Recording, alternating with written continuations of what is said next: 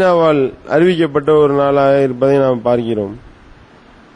ஒரு குறிப்பிட்ட ஒரு நாளை இன்னைக்கு அன்னையர் தினம், இன்னைக்கு தொழிலாளர் தினம், இன்னைக்கு ஓரினை சேர்க்கையாளர் தினம், இஷ்டத்துக்கு இவனா ஒரு தினத்தை அறிவிச்சு எய்ட்ஸ் தினம் அப்படின்னு சொல்லியிருப்பாங்க. அன்னைக்குதான் எய்ட்ஸ் மறந்தவனுக்கெல்லாம் திருப்பி ஞாபகப்படுத்தி இந்த மாதிரி பல கூத்தடிக்கக்கூடிய வேலையை ஐநா செய்து வருகின்றது. அதுல இந்த தினம்னு கொண்டாடுறதே ஒரு கிறுக்குத்தனம். அது ஒரு பக்கம் இருந்தாலும் அவன் என்ன நேற்று அறிவிச்சிருக்கிறான் ஐநா அப்படின்னா, ஒரு ஸ்லோகம் ஒன்று சொல்லியிருக்கிறாங்க.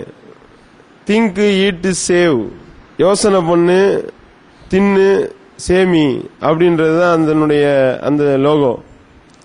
இது எதனால இதை சொல்றான் அப்படின்னா, இந்த வருடத்தை சுற்றுச்சூழலை பாதுகாப்பதற்கு ஒரு முக்கியமான விஷயத்தை பிரச்சாரம் செய்வதற்காக இதை நாங்க சொல்றோம் அப்படின்னு சொல்லி, நாட்டில் உலகத்தில் உணவுப் பொருட்கள் வீணடிக்கப்படுகின்றன. எனவே வீணடிக்கப்படக்கூடிய உணவுப் பொருட்களை பாதுகாப்பதற்காக இந்த ஒரு ஸ்கீமை நாங்க சொல்றோம். காரணம் என்னன்னா, ஒரு வருடத்திற்கு 130 கோடி டன் உணவு வீணடிக்கப்படுகின்றது. ஒரு பக்கம் உணவுப் பொருட்கள் வீணடிக்கப்படுகின்றன, மறுபக்கமோ பட்டினி சாவு அதிகமாகுது என்று சொல்லி இந்த உணவுப் பொருட்களை வீணடிக்காதீங்க என்று சொல்லக்கூடியதை பார்க்கின்றோம். இது உணவுப் பொருட்களை நீங்க வீணாக்காதீங்க, அப்படி வீணாக்காம நீங்க சேமிச்சு வைங்க, யோசனை பண்ணுங்க அப்படின்றத இத்தனை வருஷம் கழிச்சு தான் யோசிச்சிருக்கிறாங்க. இவ்வளவு நாள் இதை பத்தியான யோசனை இந்த மரமண்டைகளுக்கு ஏறல. இப்பதான் இப்படிலாம் வீணடிக்கலாமா என்று சொல்லி ஆய்வு செய்து அதை எப்படி தடுக்கிறது என்று ஆய்வு பண்ணி அதுக்கு திட்டங்களை முன்வைக்கிறத பார்க்கிறோம். ஆனால் அனைத்து விஷயத்திற்கும் தீர்வு சொல்லக்கூடிய, ஒவ்வொரு பொருளுக்கும் முன்மாதிரியை கொண்டிருக்கக்கூடிய, மனிதன் சந்திக்கக்கூடிய அனைத்து பிரச்சனைகளுக்கும் தீர்வு காணக்கூடிய இந்த இஸ்லாமிய மார்க்கம் 1400 ஆண்டுகளுக்கு முன்பாகவே இது குறித்த அழகான வழிகாட்டுதலை காட்டியிருப்பதை நாம் பார்க்கின்றோம். வல்ல இறைவன் தன்னுடைய திருமறையிலே சொல்லி காட்டுகின்றான், குலு வஷ்ரபு வலா துஸ்ரிஃபு, நீங்கள் உண்ணுங்கள், பருகுங்கள், வீண் விரயம் செய்யாதீர்கள், வீண் விரயம் செய்யக்கூடியவரை அல்லாஹ் நேசிக்க மாட்டான் என்று அல்லாஹ் அழகான வழிகாட்டுதலை தன்னுடைய திருமறையிலே சொல்லி காட்டுகின்றான். அதோடு மட்டுமல்லாமல் இந்த உண்ணுங்கள், பருகுங்கள், வீண் விரயம் செய்யாதீர்கள், வீண் விரயம் செஞ்சா அல்லாஹ் நேசிக்க மாட்டான்றத சொல்றதோடு மட்டுமல்லாமல் வீண் விரயத்தை பத்தி அல்லாஹ் பல இடங்கள்ல சொல்லி காட்டுகின்றான். அதெல்லாம் சாப்பிடுறத பத்தி இன்னொரு இடத்துல வருது. நாம உங்களுக்கு பல திராட்சை தோட்டம், படரக்கூடிய படராத தோட்டங்களை நாம் உமக்கு வழங்கி இருக்கின்றோம். அதிலிருந்து நிறைய கனி வகைகள் வருகின்றன. வலா துஸ்ரிஃபு, நீங்க வீண் விரயம் பண்ணாதீங்க, விரும்பி உண்ணுங்க நல்லா, ஆனா வீண் விரயம் பண்ணிடாதீங்க. இன்னஹு லா யுஹிப்புல் முஸ்ரிஃபீன், அல்லாஹ் அத்தகைய வீணடிப்பவரை நேசிக்க மாட்டான், வீண் விரயம் செய்பவரை நேசிக்க மாட்டான் என்று ஒரு இடத்துல சொல்லி காட்டுறான். அதே மாதிரி இன்னொரு இடத்துல வல்லதீன இதா அன்ஃபகு லம் யுஸ்ரிஃபு வலம் யக்துரு, நல்லடியார்கள் யாருன்னா அவங்க ஒரே அடியா வீண் விரயம் பண்ண மாட்டாங்க, கஞ்சத்தனமும் பண்ணிட மாட்டாங்க. வக்கான பைன ஜாலிக கவாமா, ரெண்டுக்கு இடைப்பட்ட ஒரு வழியை அவர்கள் ஃபாலோ பண்ணுவாங்க அப்படின்றத அல்லாஹ் சொல்லி காட்டுறான். அதே மாதிரி இன்னொரு இடத்துல அல்லாஹ் பேசுகின்றான், வலா துபத்விர் தப்தீரா, நீ ஒரே அடியா வீண் விரயம் பண்ணிடாத. காரணம் என்ன, இன்னல் முபத்விரின கானு இஹ்வான ஷயாத்தீன், அப்படி வீண் விரயம் செய்யக்கூடியவன் ஷைத்தானுடைய சகோதரனாக இருக்கின்றான். எப்படிப்பட்ட ஒரு வார்த்தையை அல்லாஹ் பயன்படுத்துறான் பாருங்க. அதோடு மட்டுமில்லாமல் வக்கான ஷைத்தானு லி ரப்பிஹி கஃபூரா, ஷைத்தான் தன்னுடைய இறைவனுக்கு நன்றி கட்டவனாக இருக்கிறான். நன்றி மறந்தவன் தான் இந்த மாதிரி வீண் விரயம் பண்ணிக்கிட்டு இருப்பான். அல்லாஹ் கொடுத்த அருளை பற்றி சிந்திக்காமல், அவன் வழங்கிய அருளுக்கு மரியாதை தராமல் அதை இழிவாக கருதக்கூடியவன் இருக்கின்றான, அவன் தான் இந்த மாதிரியான வேலையை செய்வான். அப்படி செய்யறவன் சைத்தானுடைய உற்ற சகோதரனாக ஆகிவிட்டான் என்று அல்லாஹ் தன்னுடைய திருமறையில் எச்சரிக்கிறத பார்க்கிறோம். அதோடு மட்டும் இல்லாமல் அதை தொடர்ந்து அல்லாஹ் பேசுகின்றான் 17வது அத்தியாயத்தில், நீ உன்னுடைய கையை கழுத்துல கட்டப்பட்டதை ஆக்கிறாத, அதே நேரத்தில் ஒரே அடியா விரிக்கவும் செஞ்சிடாத.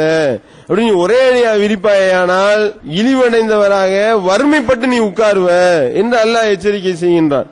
அப்ப இப்படிலாம் ஒரு விஷயத்தை இப்ப இவன் யோசனை பண்ணி அடிபட்டு மிதிப்பட்டு பட்டினி சாவு அதிகமாகி போச்சு, உணவுப் பொருட்களை கொண்டு போய் குப்பையில தட்டுறாங்க, அதனால வீச்சம் எடுத்து சுற்றுச்சூழல் பாதிப்படையுது, இவ்வளவு பிரச்சனைகளை மனுஷன் சந்திக்கிறான், அதனால வீண் விரயம் பண்ணாதீங்கன்னு இப்ப கண்டுபிடிக்கிறானே. 1400 வருஷத்துக்கு முன்னாடி அல்லாஹ் அழகான வழிகாட்டுதலின் மூலமாக இப்படி ஒரு அற்புதமான ஒரு மார்க்கத்தை நமக்கு வழங்கி இருக்கிறத பாக்கிறோம். அப்போ இதையெல்லாம் ஒருத்தர் எப்படி கவனிப்பாரு, ஒருத்தவர் ஒரு இறை தூதர்னு இருக்கக்கூடியவர், இதெல்லாம் படைத்த இறைவனுடைய மார்க்கமாக இது இருந்தால் மட்டும்தான் இது சாத்தியமா இருக்குமே ஒழிய அவங்களுக்கு இருக்கக்கூடிய 1008 பிரச்சனைகளை இதை பத்தி எல்லாம் யாரும் யோசிச்சுக்கிட்டு இருப்பாங்களா? அப்ப இந்த உணவுப் பொருள்களை வீண் விரயம் செய்யறதுல ரொம்ப கவனமா நாம் இருக்க வேண்டும் என்று மார்க்கம் சொல்லி காட்டுகின்றது. இவன் யோசி சிந்தி சேமின்னு சொல்லி இவன் சொல்றான்ல, இதையெல்லாம் விட இந்த உணவுப் பொருள்களை வீணடிக்காமல் இருப்பதற்கு அல்லாஹ்வுடைய தூதர் அவர்கள் ஒரு அழகான ஒரு கட்டளையை போடுறாங்க. அந்த ஒரு கட்டளையை நம்ம ஃபாலோ பண்ணுவோமே ஆனால் ஒரு 90% உணவுப் பொருள்களை இந்த மாதிரி தூக்கி குப்பையில தட்டுறான்ல, இந்த விஷயத்துக்கு ஒரு முடிவு வந்துவிடும். அது என்ன? நபிகள் நாயகம் ஸல்லல்லாஹு அலைஹி வஸல்லம் அவர்கள் சொல்லி காட்டுறாங்க, உணவு உண்றது எப்படி உண்ணணும் அப்படின்றத ரசூல் ஸல்லல்லாஹு அலைஹி வஸல்லம் சொல்லி காட்டுறாங்க. எப்படி உண்ணணும்? முதல் மேட்டர் என்னன்னா வலது கையால சாப்பிடணும், பிஸ்மில்லா சொல்லி சாப்பிடணும், பக்கத்தில் இருக்கிறதுல இருந்து எடுத்து சாப்பிடணும். ஒரு சின்ன பையனுக்கு பாடம் நடத்தி இருக்கிறாங்க ரசூல் ஸல்லல்லாஹு அலைஹி வஸல்லம் அவர்கள். ஒரு சிறு பையன் பக்கத்தில் உட்கார்ந்து சாப்பிட்டு இருக்கிறான். சிறுவனே, நீ எப்படி நீ சாப்பிடணும் தெரியுமா?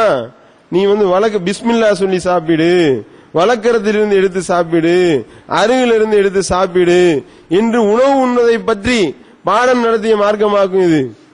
அப்ப என்னன்னா வலது கையில சாப்பிடறத விட்டுட்டு இவங்க செயலுக்குன்னு சொல்லிட்டு இப்படி ரொட்டாங்களை எடுத்து தின்னுவான். தின்னும் பொழுதே பாதி கொட்டி போயிடும். இது வீண் விரயம் தானே. இது ஒரு விஷயம். ரெண்டாவது ரசூல் என்ன சொல்றாங்கன்னா, நீங்க சாப்பிடும் பொழுது உங்களுடைய பாத்திரத்தில் எதையும் மிச்சம் வைக்க கூடாது, நீங்க நல்லா வலித்து சாப்பிடுங்கள், உங்களுடைய விரல்களை சூப்பிக் கொள்ளுங்கள் என்று நபிகள் நாயகம் ஸல்லல்லாஹு அலைஹி வஸல்லம் அவர்கள் ஒரு அழகான வழிகாட்டுதலை காட்டி தர்றாங்க. இந்த வழிகாட்டுதலை ஒருத்தன் ஃபாலோ பண்ணாலே டோட்டலா ஒரு 90% வீண் விரயம் குறைஞ்சு போயிருங்க. காரணம் என்ன? ஒருத்தன் சோத்தை வைக்கும் பொழுதே இந்த சாப்பாட்டை மீத வைக்காம நான் தின்னணும், மார்க்கம் அப்படி கற்று தருகின்றது. காரணம் என்ன? நான் விரல சூப்பி சாப்பிடணுமாக்கும், விரல்ல ஒட்டி இருக்கக்கூடிய பொருள்களை கூட வீணடிச்சிடக்கூடாது, தட்டுல உள்ள பொருளை எதையும் வீணாக்கிடக்கூடாது. அப்படின்னா சோத்தை அள்ளி வைக்கிற போது யோசிப்பானா இல்லையா? ஒன்னும் விடாம கம்ப்ளீட்டா சாப்பிடணும்பா, நீ அள்ளி போட்டேன்னா மிச்சம் வச்சுட்டேன்னா நான் பாவத்தாளி ஆயிருவேன். அதோடு மட்டும் இல்லாமல் எதை நீ இந்த மாதிரி உர்றியோ அது சைத்தானுக்கு போயிடும். ரசூல் ஸல்லல்லாஹு அலைஹி வஸல்லம் எச்சரிக்கிறாங்க. அதுல அருள் வளம் இருக்காது. ஏதாவது ஒரு பொருளை நீங்க சாப்பிடும் பொழுது ஒரு ரொட்டி துண்டு தின்றீங்களா, அந்த ரொட்டி கீழே விழுவுதா, அதை நீங்க அப்படியே விட்டுறாதீங்க, அதை எடுத்து தூய்மைப்படுத்தி விட்டு நீங்கள் உண்ணுங்கள். காரணம் என்ன? எந்த பொருள்ல உணவினுடைய எந்த பகுதியில பரக்கத்து இருக்குன்னு உங்களுக்கு தெரியாது. அப்படின்னும் பொழுது நீங்க தின்னுட்டு ஒரு தட்டுல சோறு வைப்பாங்க, வச்சா காவாசி தின்னு முக்காவாசியை தூக்கி குப்பையில தட்டுறானா இல்லையா? அப்ப இந்த முக்காவாசியை தூக்கி குப்பையில தட்டுனா இதுல உன்னுடைய பரக்கத்து இருந்துச்சுன்னா எப்படி உனக்கு பரக்கத்து கிடைக்கும்? நாட்டுல வர இது பரக்கத்து இல்லாம நாசமா போறது இதுதான காரணமா இருக்கின்றது. கொண்டு போய் அம்புட்டையும் தூக்கி குப்பையில தட்டி வீணடிச்சு தானும் கெட்டு பிறரையும் கெடுக்கக்கூடிய வேலையை நீ ஏன் பண்ற? எப்படின்னு இஸ்லாம் அழகான ஒரு வழிகாட்டுதலை சொல்லி காட்டுகின்றது. அப்போ நீங்க சாப்பிடும் பொழுது விரலை சூப்பி சாப்பிடுங்க. அதே மாதிரி நீங்க எதையும் மிச்சம் வைக்காம சாப்பிடுங்க. சாப்பிடும் பொழுது ஏதாவது கீழே விழுந்துச்சுன்னா கீழே விழுந்ததை எடுத்து சாப்பிடுறதுன்றது எதை எடுத்து கிளீன் பண்ண முடியுமோ அதுன்னு விளங்கிக்கிறணும். அதுக்குன்னு ஒரு ஜாம கூட்டிட்டு உள்ள அள்ளி வாயில தடவிடக்கூடாது. அதுவும் மார்க்கத்தில் சரியான ஒரு வழிகாட்டுதல் இருக்கின்றது. அப்படின்னும் பொழுது இப்படியெல்லாம் ஒருத்தன் யோசிப்பானாங்க. இப்படி ஒரு இதை பத்திலாம் சிந்தித்து சட்டம் சொல்லக்கூடிய ஒருவர் இருப்பாரே, ஆனால் அது இறைவனிடத்திலிருந்து வந்த சட்டமாகத்தான் இருக்கும் அப்படின்றத நாம விளங்கிக் கொள்கின்றோம்.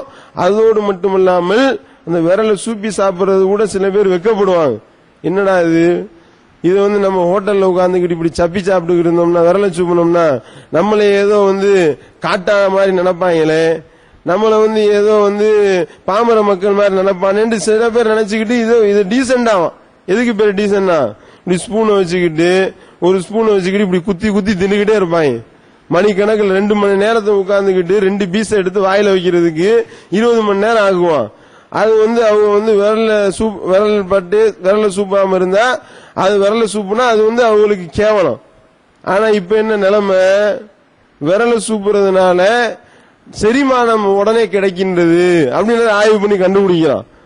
விரல்ல ஒரு விதமான திரவம் ஊறுது, அந்த திரவத்தை நீ சூப்பி சாப்பிடும் பொழுது அது உன்னுடைய உணவுப் பொருட்களை செரிமானம் அடைய வைக்கின்றது.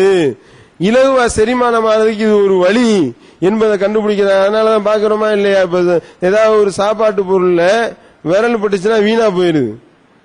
விரலை போடாம எடுத்து சாப்பிடுங்க அப்படின்னு சொல்றான். காரணம் என்ன, ஸ்பூனை வச்சு அள்ளி ஊத்துனா ஒன்னும் பிரச்சனை இல்லை அந்த குழம்ப.